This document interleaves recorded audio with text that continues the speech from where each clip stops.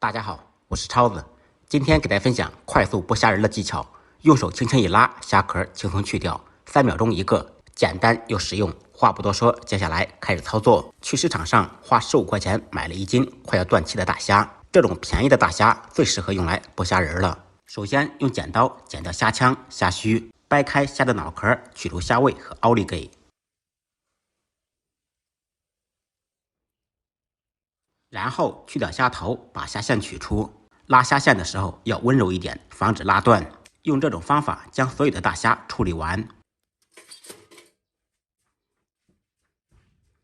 处理好以后，留下3样东西：虾身、虾头和奥利给。奥利给扔掉不要，虾身放到保鲜袋中，放到冰箱冷冻1个小时。虾头可是好东西，千万不要扔掉。把虾头放入水中清洗一遍，彻底洗净。洗好以后，稍微控水备用。接下来把虾头做一道非常好吃的美食。准备几粒大蒜，趁其不备拍匀剁碎。拍蒜的时候要小心一点，别把刀拍断。少许洋葱切成小粒，不能吃辣的同学放2个小米辣锻炼一下，切成小圈。再来少许小葱切成葱花。洗净控水的虾头放入碗中，放入少许玉米淀粉，用我干净的小手抓拌均匀，使每一个虾头都均匀地裹上淀粉。起锅做小宽油，先把油温烧至5-6成热，180度左右。油热以后，放入拍粉的虾头下锅炸。开大火在锅中炸约2-3分钟，把虾头炸熟、炸透，炸至酥脆。炸好以后捞出控油备用，然后把油倒掉。锅中不用再放油，利用锅的底油放入准备好的小料，煸炒出香味。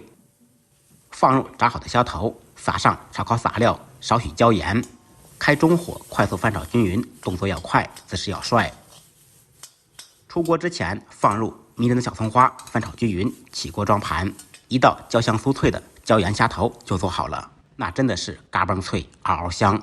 虾头还可以用来制作虾油，锅中放入花生油，放入洗净的虾头，放少许姜片、蒜片，边熬边用勺子按压，把虾油熬出来。全程开中小火熬制，熬好的虾油可以用来炒菜、拌面、拌啥都嗷嗷鲜美。冻好的大虾从冰箱取出来，在虾的第2个关节处掰开。经过冷冻的大虾，虾肉和虾壳就不会粘连，非常容易剥壳。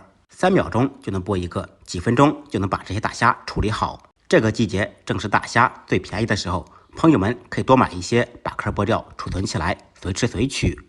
如果感觉我的视频对您有所帮助，麻烦动动您发财的小手，点个关注，点个赞，再忙再累，记得按时吃饭。下期视频见，拜拜。